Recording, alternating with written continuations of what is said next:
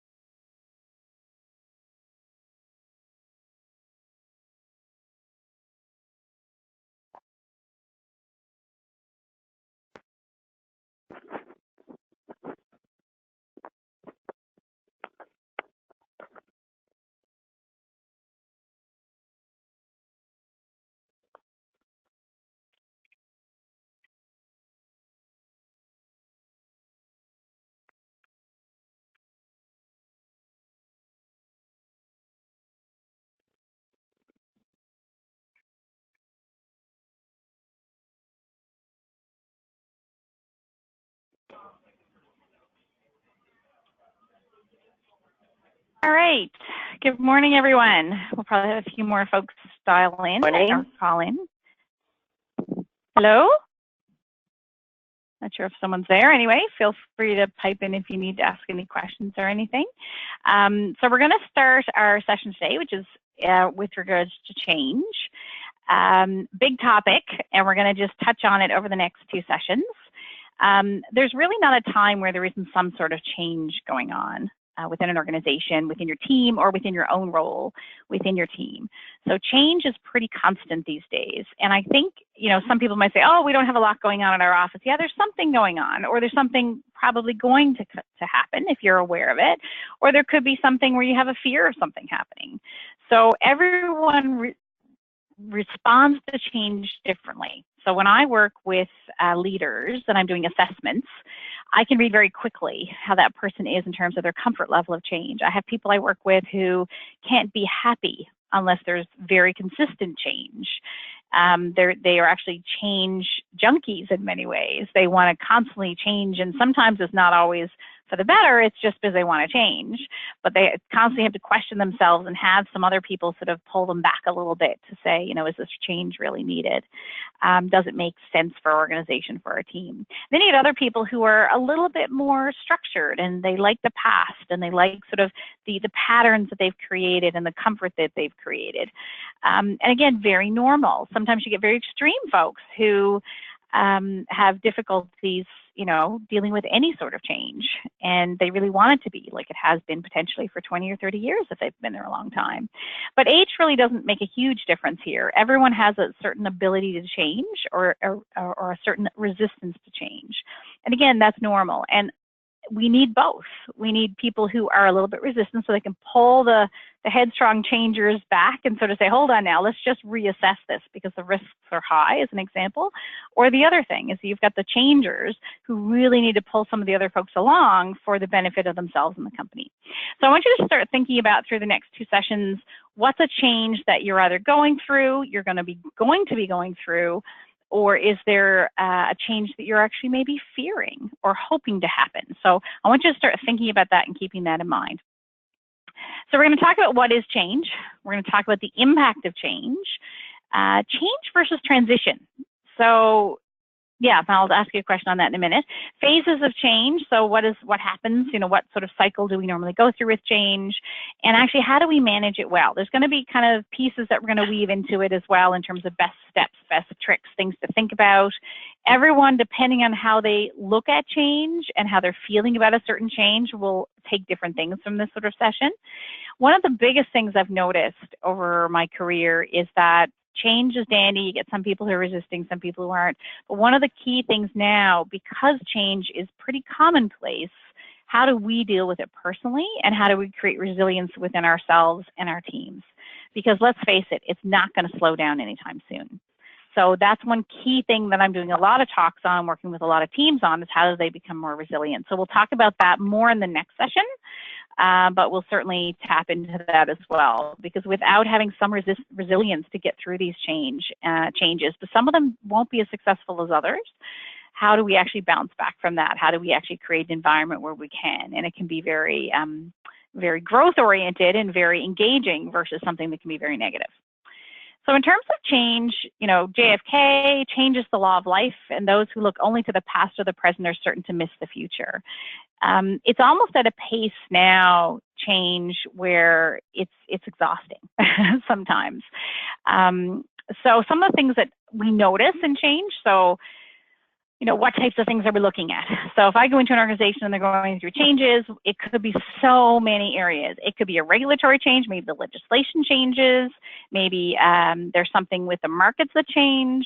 There could be, like, I mean, you guys know, maybe the HST all of a sudden gets charged, or an insurance tax gets charged. So on something that wasn't before. There's elements that change, small to very large components. Maybe there's a competitor of yours who has a huge technology uplift, and it creates a really great user platform for their clients, maybe risk management clients, or it could be their business clients or commercial clients. So I mean, there's so many things that can change, that creates a change for your organization and within your team. And it may be something you're actually involved in creating, or it could be something that's put on you. So we'll talk about that as well. So when you think about what's driving change in your organization, I just want to, as opposed to your organization, because I know you're coming from lots of different types of organizations, what would be a change, do you think, if you can put it in the chat box, what changes do you see in your industry? Is there any changes? It could be within your province. It could be a change within the, I don't know if there's any legislation or any sort of changes there, or in terms of insurance. So if there's anything, you don't have to, you know, I'll keep an eye there now for the next minute or so, but just pop it in the chat box to me or to the group. Because again, I'm not in your world as much anymore, so I don't see it. So what are some things that are actually happening? I know within Newfoundland Labrador, we've had some economic decline. So there's probably a lot of pressure there. I don't know the markets. So what type of market? Are you in a hard market? Are you in a soft market? I'm not even sure what the markets are like these days, because again, I'm not in your world. So what is it that's creating? Are the customers changing? Are the style of customers? Are their industry changing? Anyway, if you think of anything, just pop it in the box. It's good for me to know what sort of world you're living in. In terms of assessing change, there's so many things that it impacts. So if you're impacting one area, you have to think about all the other components that it can be impacted. So if you're looking at, for example, an operational change, which I see a lot of, you know, here's how we're going to actually do things, or a technical change. Here's how the systems and the tools are going to change. Here's a new platform we're going to use, or here's a new process or a way to work with our clients. Here's a new customer service model that we're going to use. So what does that look, and what does it mean? Some of the things that people often don't consider when you have one of these is how it impacts the other ones as well. So structural, does that impact people's roles? You know, do their roles need to be clarified, or the relationships need to change? Do the reporting relationships need to change? And if those change, do some of the other things need to fit? Some of the things I often see when I go in, often when change hasn't worked well, it's not often because of the technical or the operational, or sometimes the structural, but not as much. The components of the bottom two, that's what I see when things fail. It's often not we've implemented the system and we don't know why people are not using it. We're having trouble getting acceptance or buy-in. It's the cultural component often that plays into that. It's the personal piece around how each person deals with it. So that's a lot of what we're going to talk about today in terms of how you work with it, how do you work with people, how you work with communications, how that works within a change environment. Because change can bring lots of challenges in all these areas, but there's a reason we're doing it. There should be a sense of outcome. So obviously all this pain and suffering sometimes to get to where we need to go, is it worth it? What's the actual opportunity and what's the outcome? Yes, yeah, a really nice comment there in the chat box around, people wanting to do more things online. Because I think the other component there is, hey, we're dealing with millennials. And there could be millennials on the call. So we're dealing with millennials, and now we've got the Zeds coming in, right? We've got Generation Z that's actually hitting the market. And from a personal lines perspective, they're probably already buying insurance, right? They're probably already understanding risk. They're probably already in environments, because they're around 18, 19, 20 now. So they're actually going to be your next client or customer. So back on my call. I'll have to dial in if it gets bad here. But we'll try to talk about that a little bit throughout and just see what does that mean. So theoretically, you could be changing your tools. You could be having to upskill people into different types of tools. It could be social media. It could be any of these pieces. And if it's not something people are used to, then wow, talk about resistance you might be getting. I remember many, many moons ago when I was in the Royal Bank, I started my leadership career there. And yeah, for anybody who's my age or older, we were trying to get people to use bank machines. So, which are antiquated now compared to what people use. But with it, we had a lot of resistance from clients, but we had a lot of resistance from staff to actually go out. I mean, I had people on my staff who were grandmothers and things. I was quite young, but I mean, they barely used it themselves. So it was a real process to buy in and get them engaged and get them comfortable with it before we could ever get them to actually promote it with clients. So it's a huge component there to consider. Okay, sorry. There we go. So the speed of change is happening so quickly, as I mentioned. So, and I'm getting some background noise there if everyone can make sure they're on mute. So the speed of change is phenomenal. And I would even say it's not even just changing now, changing tomorrow, it's continuous change, or it's almost in a state of evolution. This is my words. The concept of evolution is this just constant change towards something. We're evolving as organizations, we're evolving as teams. And when you actually look at team research now, it's all around team evolution. So it's not around a stagnant team or a stagnant whatever. It's around how we constantly evolve, which can be absolutely exhausting. Absolutely exhausting. And as much as the millennials now might be all about change, I can almost guarantee it's going to be even overwhelming for them as years go by because of the speed of technology and how things are going to change, and the expectations of customers are going to change. So one thing, if you haven't seen this, I'm not going to spend a lot of time on it, but a VUCA world. A VUCA world, and the concept that we live in a world that we don't always know. We can't always predict the outcome. So on the left-hand side and then arrow, so you can't predict necessarily the outcome of something. So you might have an idea of your situation. You don't know the outcome. Is it going to hit the market well? Is it going to be resonate with our clients? So there's not a certainty of outcome. And you also sometimes, you might know about what the outcome is going to be. Maybe it's already predicted for you. Things are changing and you've got to adapt with them. But sometimes you don't understand the situation. You don't understand enough about it to make the right decisions. So you get into areas where you don't know either. So it's really ambiguous. There's lack of clarity. It could be like a new business model you're introducing. It could be a new product line you're introducing that hasn't been done before, a new way of working, and you have no idea what the outcome could be. And the situation is, you only know so much. So everything from that to volatility, which is in the upper quadrant, which you kind of know a little bit about the situation. You have a sense of what the outcome could be, but the rate of change is so quick. It can be absolutely exhausting. So again, not to really delve into this too much, but it's a sense of it's constantly changing, it's volatile, and this concept has been around for probably 15, 20 years. And the VUCA world, whether you know about your situation, you don't know about your situation, you know about the outcome or you don't, how you respond is significant. One of the key things when you look at all the research they've done around this sort of work is it's around how you work with your people that makes the difference. So I want you to put in the chat box now, so change efforts that happen in organizations, what percentage do you think actually are deemed successful? Give me the percentage that you think could be deemed successful. Just pop it in the chat there. Some people guess at it.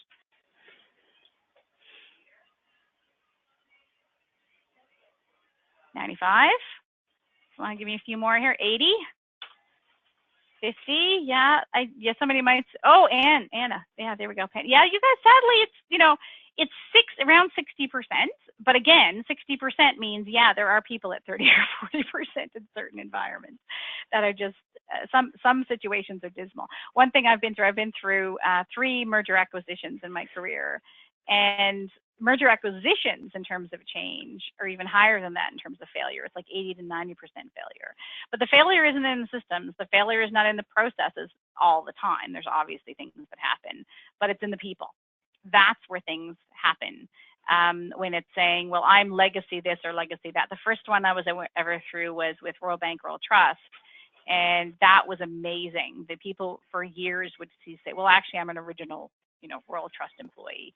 So basically, I haven't really connected. I haven't really, embraced moving to Royal Bank. And even though they kept them a little separate, they were still one entity, and people couldn't connect with it. So someone's yawning on the call. Please mute. Simultaneously, a danger and an opportunity. So this is one of the key things here. When you hit change, things could break down, or you could have a real breakthrough. So a real opportunity could occur. So that's what we're going to talk about, how we can make a change here. Now, in terms of why change can be hard, we as humans, some of you are going to say, yeah, change, it's got to happen. People got to get with the program. But let me tell you, change is tough. We are pattern-making we like patterns as humans. We like to know how we drive to work. Prime example, you're driving to work, and all of a sudden you have to change the way you drive. You like it. It's comfortable. I don't even have to think when I drive to work. I'm like, oh, wow, that was a green light, wasn't it? Because you're so caught up in the pattern that you've created in the routine. It's comfortable. Our brains love comfort. So when you look at patterns, it's established. The left brain, I won't get into all that stuff, all of that stuff, but still, it's quite happy, just marching along, doing its thing. Then most patterns, they're set quickly, and resistance when we change them, it makes sense, because all of a sudden we set the patterns, we're comfortable, and then you change it, and all of a sudden, it doesn't feel quite right. It feels a little off. They're usually straightforward, and some of them are very complex, right? So how we think about people, how we make judgments about people, otherwise the simple things like how you brush your teeth, and your dentist says you have to change that. And we all know that can be exhausting, right? Oh my gosh, I really got to think for a minute. So Shaw says progress is impossible without change, and those who cannot change their minds cannot change anything. You got to start with what people believe in. The worst thing, and if you're on the session I did with teams, what you don't want to have is an environment where people fake it, and they say they're connected, they say they're involved with the team, the project of the team, or the change with the team, and they're really not. You got to get them to truly buy in to the process. So when we make changes, we actually change our brain. So if you have to change the way you brush your teeth, you actually have to change. You have to think about it, and you actually have to start creating new patterns in your head. So, I have to do this now, and I have to do that. And to create that consistent pattern, believe it or not, you have to burn synapses in your brain. So it actually, people say their brain hurts. Well, yeah, it makes sense, because we're burning new things in our brain when we change the way we think, or change the way we do things. So when you think about it that way, then change is tough. Change is hard. One thing I've noticed significantly in my career with change is that depends on where you are that makes the difference. So I have been lucky enough to be involved with change, creating change for a lot of my career. Now, I've been with global companies, so I do know. I've been for a bank. I've been with Aon years ago. So I understand also, some changes just come. Some things just come down the pipe, and there's nothing you can do about it. It makes a significant difference in how you perceive change. If all of us on this call right now are sitting down and strategizing, whether we all completely buy into something or not, it's been a decision that we've made together. We've walked through it. We've brainstormed it. We've talked about the risks. We've made a decision. Say we're a project team. We've made a decision. This is how we're going to implement. This is the change that's going to happen, and here's how it's going to work. Okay? So we're all of a sudden seeing it. We're working through that process of change together. And when we announce it to the rest of the team, it's new to them. For us, we've walked through a lot of this. We've bashed it around. We've bought into it. So we're all of a sudden like, yeah, let's go. Let's do this change. Sweet. Let's go for it. The problem with that is when it's pushed down, the change is pushed down, people don't have choice. It's a sense of something, come on, we've all said something pushed down our throats, right? We've all been there personally or professionally. We have a sense of what that might be. It really hits you like a ton of bricks sometimes. It's like, wow, maybe that's 50% of how you do your work. Maybe all of a sudden you've got a new client service model that you've got to change to, or you've got a technical thing in the back end where you're like, oh, are you kidding me? We got to put this in here, and we've got to do that to track that. That's going to take me so much extra time to do. That's like an hour in my day. So it can cause a lot of stress for people that aren't involved in the change. So if you guys are involved in the change, just recognize you have to be very patient with people. You have to be understand it's going to take time. And if to do it properly, you have to have a lot of lead time to be able to create those small little conversations and things you need to do to create the buy-in. So everything is a challenge or an opportunity. So if you think about right now, I said, what's a change you're going to be going through? One of the takeaways, won't walk through it today, but what are the takeaways you can have from what are the challenges and what are the opportunities? Everybody has a challenge or an opportunity. I don't care who you are. So what does it present to you? And this is the part often leaders missed out on over the years, is how it affects the leader. Because how we deal with it directly impacts how our employees and our team deal with it. If it's been pushed down to us and we've got to all of a sudden own that, we can't just be expected to hear about a monster change and go to our team that afternoon and explain it out. We need to process it. I don't care how quick you are. You need to really think through, what are the challenges, what are the opportunities? I know I have to sell this because it's my job as a leader. I know I have to put this out to my team, and I know they're going to really not like it. They're going to squawk. As my mom used to say, they're going to squawk about it. They're going to be, so how do you actually process it yourself first? And then what does it look like for your team? So how do you actually process that information and give yourself a day or two to actually do that? And also talk to people, ask questions to the people around, what is actually the purpose of it? Like, I understand that I need to sell this to my team. I need to know more about it. Okay, so to really understand that about yourself. There's a couple of quick things I'll run through in terms of things that always happen. Everyone's unique. Every single person, don't assume the person who's going to be positive will be. Generally speaking, some people are more savvy towards change, but it depends on how it impacts them. Everyone's going to be unique and different. Nothing's inappropriate.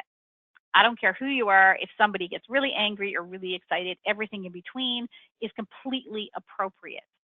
They are responding, and if they're open about it, think about it. If they're open about how they feel, at least you know how they feel. Sometimes the worst ones are the quiet ones. I don't mean worse, but worse in terms of how do you actually connect with them and actually understand what's going on in their head. Oftentimes those types of personalities and those people who have that sort of style, who pull back, they may not buy into it, but you may not even know about it. So be thankful if you actually do know what's going on in their head, and don't judge it as good or bad. Just recognize that everybody is going to have a reaction, and that's completely normal. Okay, there's often confusion. There's a little bit of ambiguity mixed in there around what's going on. I don't understand. I don't have enough information. And if you remember from the session on teams, trust. Trust is significant. You've got a trust bucket. If I've got a team and I've got a high level of trust, that they have a trust in me, then yeah, I can probably have a little bit of more success quicker with change. Because if I went to them and said, look, here's what's coming down the pipe, here's the rationale for it. I know we didn't have a lot of input in this. So what we do have, what can we change? What's actually within our control to change? And they might actually buy in quicker, because if they do know that, look, I think this is going to work, I think we can make it work. The trust piece really plays heavily here. Because if I trust my leader and I trust that they can help me get through this change, I trust them that they're going to come and talk to me and I'm going to be able to talk to them, you're significantly more likely to make a change successful. So change and transition. So again, if I get brought in and the change is sort of not happening, or oftentimes you've got, teams are changed or things are changing and people, just aren't, what is it? They're not getting with the program. They're not doing this. They're not doing that. So the change is one component. The change is the situation. The change is the new system that comes in. The changes is the new customer service model, or whatever it might be. It's an external thing that I'm adapting to as an employee. Where things fail is in how I process that change. It's internal. So it starts with an ending, which we're going to talk about in a second. It starts with an ending. And the person has to go to finishing and saying goodbye to something, and then to the process of actually saying hello and being open to it. There's a big amount in between there, and that's where we lose people, and that's where change fails. Okay, so the three phases of change. So we've got ending, losing, or letting go. So with ending or losing or letting go, it's almost like a grief cycle. So people really do go through a very similar process. So this is when people let go the old ways, what they identified with and what they had in the past. Often people are having a sense of loss or fear or resentment, or just really sad. Like, oh, I see this all the time. you know, with mergers, acquisitions, or big changes in big companies and things where, man, you know, this new person came in or this new senior person came in and man, the culture's just completely changed, right? Good or bad, it's changed in their minds. They're saying goodbye to a way that things were.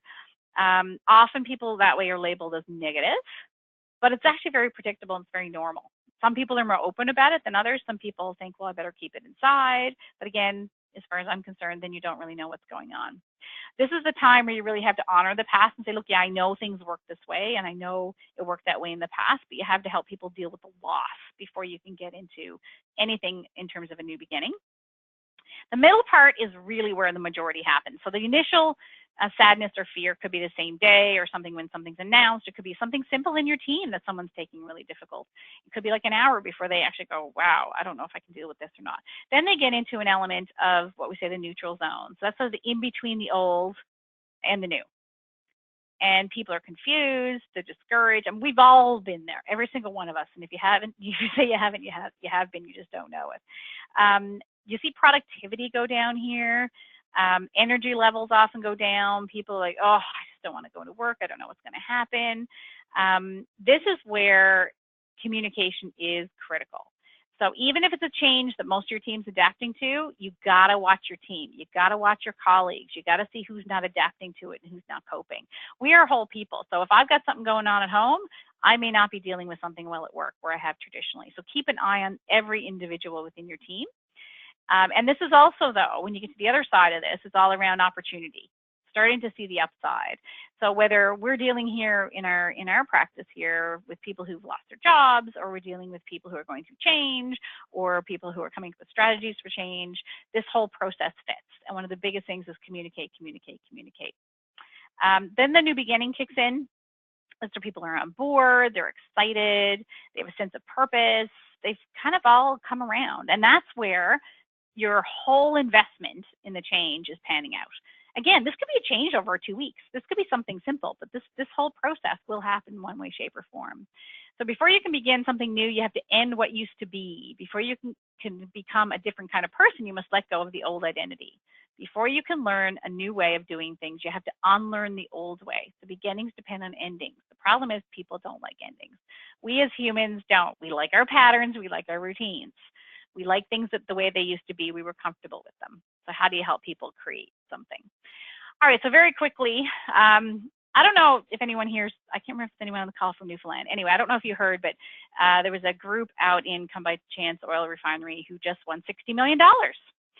So big lottery winners. And it's interesting because I've actually worked with lottery winners, actually, a couple of lottery winners, but I've worked with people who've actually had some incredibly positive changes. It could be simple financial wins. It could be another personal type of win. It could be all of a sudden the ability to retire early. But again, you're still losing something. So oftentimes with lottery winners, believe it or not, you can actually see a lot of grief. They don't call it grief because they just won the lottery, but it's you're letting something go. People who love their job, maybe if they quit their job, or maybe the job doesn't mean as much because bringing that value and having that, you know, little nugget of payroll coming through and feeling that, wow, sense of value and purpose is gone. So don't assume positive things in your mind aren't going to be negative things as well. Okay, so what are you actually leaving behind? God, my husband checked his ticket, sadly. We didn't win. He was very upset, but I was thrilled. I think it was 30 odd people won the 60 million. So and it's smaller towns too, which is great. So then we get into the neutral zone, which is really, I just have out there no man's land. It's really a feeling of separation, your old reality and your new reality. It's really dangerous though. Sometimes people assume that people are going to rush through, you can rush through that really quickly. You really have to take the time there. This is where I would highly recommend being patient, being very self-aware, but aware of the people around you. So who's not coping, who's quieter than usual, who's, you know, those are the ones that you often should worry most about. You've also got the negative Nelly, shall we say, the person who's going to come up with the negatives. So I'm sure that's going through all of your minds. Or if you're that person, right? Hey, well, there's always something negative in any change. Absolutely there is. And that's the role of somebody to critique it. Absolutely. So we can change it and fix it. But at the same token, it's a matter of how do you bring that person along to make them see it as an opportunity. Oftentimes you can bring them into the fold and help them actually in the change. Have them on your steering committee, shall we say, of change. How do you get them to buy in? There's always those folks like that, especially if they're influencers in the organization. If you get them bought into it, then if that person speaks highly of it, and they're usually the critical person, then wow, people really are impressed. This is something that we really should get excited about. So just a little piece there to think about. So in the neutral zone, you've got 4 phases. We're just going to run through them quickly here today. So you've got denial, resistance, exploration, and commitment.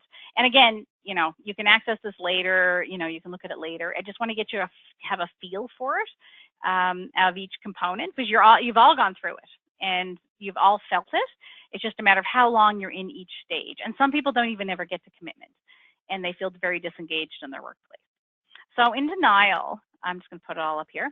In denial, we've got, you know, typical things like isolating oneself, shock and numbness, lashing out or attacking, depending on the type of person. You could see them being very upset emotionally. People could storm out. I mean, you've all been there, and we've all felt some level of that in changes within our lives. So why me? What's happening? And the biggest thing here when I work with people, leaders who have a sense of they're going through change and things aren't working, and say I'm coaching them, it'll be around, they'll say, talk about things of which they have no control. You have no control about it. So when you have no control, you have to focus on what you do have control on. So oftentimes I'll switch it to, okay, so let's talk about what you can control. Because you and I could complain about something all day long. So we either have to accept it, or we have to actually get involved. So accepting it and sort of taking it for what it is, or actually saying, I have no control, but here's what I do have control over. Maybe it's the implementation. Maybe it's how you execute it specifically within your team. Maybe it's around a specific way that you've tweaked it to really adapt to your environment. So say you're with a large firm and it doesn't work in your very small town, then maybe there's a way you can modify slightly or tweak it a little just to kind of, and they'll let you obviously, to really meet your needs of your client. So just to think about it, we've all been to that denial stage. Some people get it through it quickly, other people do not. Some people stay there much longer. So managing denial is really just be aware, understand what's going on, understand that it's normal. I think that's one of the biggest things. Everyone's going to get that feeling every once in a while on something that happens where they go, oh, really? Can't believe they're doing this. You know, this is ridiculous.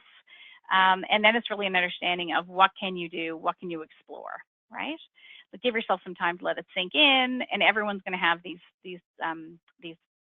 behaviors. So for example, in mergers and acquisitions, it could be anything from making sure you have employee assistance program people available, all the way to having communication staff, like a whole team just for communication purposes. So there's lots of things now they've learned over the years that not to ignore the people. When you get to resistance, so you're sort of, I sort of denial is like the rip the Band-Aid, right? Like the whole, wow, what's happening? Resistance is when it's sort of starting to settle in again a little bit then, and they resist the change. It's like, oh, God, maybe if I don't do it. One of the biggest things I've seen over the years too is, I'm sure people here on this call will appreciate this, that oh, they brought that in. Oh, they'll realize that's not going to work. That's just a fad. That's going to pass, right? So, well, if we just ignore it long enough, it'll go away. If we resist it, it'll just change on its own, right? That doesn't always happen. And I think organizations are becoming more savvy now to understand that they have to really push through these things. The problem is it's how they push it through that's not really working well. So how you're going to get through the change, this is where people really get a sense of productivity is going down. You've got people who probably got all their resumes, probably it's photocopying, you see a few resumes coming through. People are starting to look on websites and things, and that's okay. It's perfectly fine. At any point in time in any organization, you have the right to look around. You have a right to run your own career. At the same time, recognize that resistance is normal. Yeah, this is normal that I'm feeling this way. The question is, can I get through it? So as teams, from a team leader perspective, so where it goes to resistance and anger, blame, anxiety, potentially depression, right? It hasn't worked.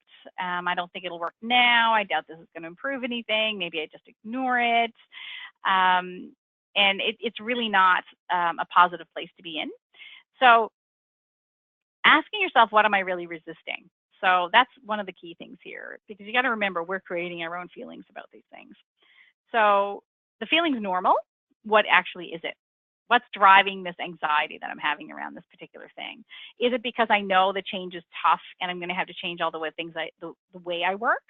Is it around something that I fundamentally don't believe in, and I think it's really inappropriate for my clients, or it's inappropriate for people? Those are the ones that really hit home for people, and they start getting those resumes going. So how do you actually reach out and give support to people? So as a leader, so as a colleague, look out for your fellow colleagues. As a leader, what do you have to do? You have to actually sit down and talk to people. You have to actually ask them how they're doing. Notice things. You know, notice you're not yourself these days. You know, how are you? If someone's really struggling at home, chances are change at work is going to be even more tough. If you have employee assistance program, how do you reach out? How do you communicate with them so that they truly understand what the change is all about? Because sometimes communications are limited. This is just how we're doing things. Well, maybe if you sell me on why, and I know it's not perfect for maybe my team, but as an organization, if I understand why we're moving this direction, maybe I can suck it up and say, sure, yeah, I understand it kind of sucks for our team, but yeah, let's go for it. So how you sell yourself, how you sell the vision of the change, and what it means to them. And obviously, one of the big things here too is if the team that you're on, say it's a push down from the top, what can you actually do? What control do you have? And as a leader, if you know there's an element that you can actually control, how do you get the team wrapped around that? Okay, guys, yeah, fair enough. Here it is. So how are we going to actually work with this? Let's brainstorm it. Let's talk about it. Let's see how we make this as easy a transition as possible. How can we actually make it a better experience for our clients? If that's what the goal is, okay, let's see how we can make that happen. So what can actually impact? Finally, then you get up the other side.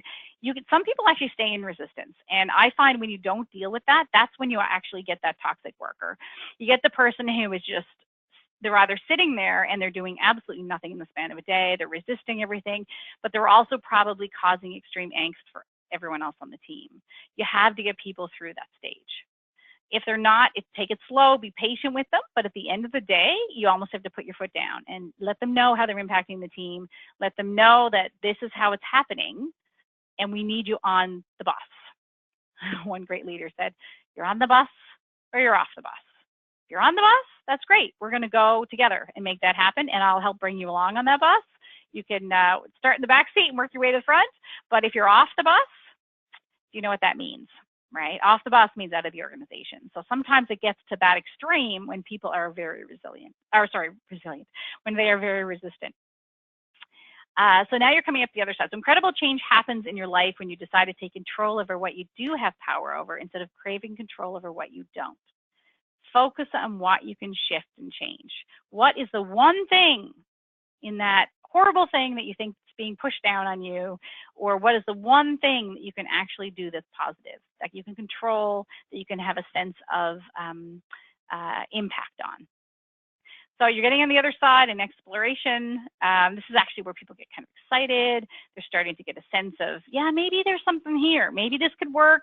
Maybe it was a new customer service model and someone who really bought into it, who's doing it well. You went out on a call with them with a client and you saw actually how it worked. You know, that's not so bad. I can kind of see it now. I can kind of see how it's actually going to make a difference. And some of that pain is over with. And yeah, I'm coming up the other side. I'm seeing what can actually happen.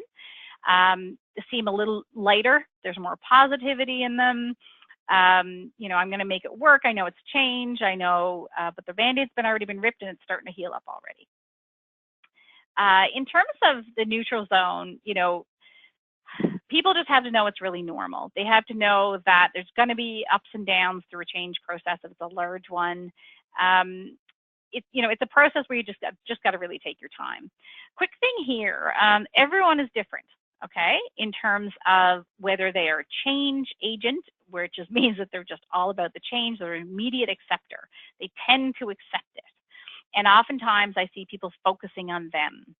Okay, those immediate acceptors you'll see on the left there. And then you get the hardcore resistors on the extreme other side.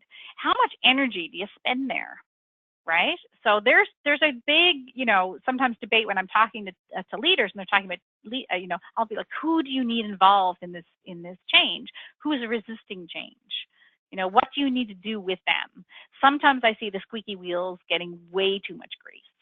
And sometimes it's a matter of just with the extreme resistors and hardcore resistors, if they're really resisting, you give them time, you're patient, you ask them questions, you try to get their buy-in. But again, it comes right down to it. You can't spend all your time there. When you look in the middle percentage-wise, all of the other folks are sitting in there. That's where the rubber really hits the road in terms of getting as many people on board as possible. Certain people are going to need the early adopters, or adapters, I should say, which is adopters in more of a product scenario, but in terms of change, it's the early adapter. They're quiet, they'll come along, you sell it, they will slowly work their way in, the skeptics, and then they'll wait and see who'll kind of just sit back and see how it flows. And if the majority of people are really going that way, they'll tag along for the ride. So just keep an eye on, again, it's no different with performance management. You don't always want squeaky wheel getting all your time. How do you actually work on the people in the middle? How do you actually get them to come alongside and to have that core resistor sort of a little bit out in the cold? And sometimes that's where they need to be to make their own decision on, are they going to change or are they going to exit the building, so to speak, okay? So just, again, just to think about. In terms of change leaders, I don't know time-wise, I'm terrible with time, guys. Sorry, just a second. Yeah, we got a couple of minutes.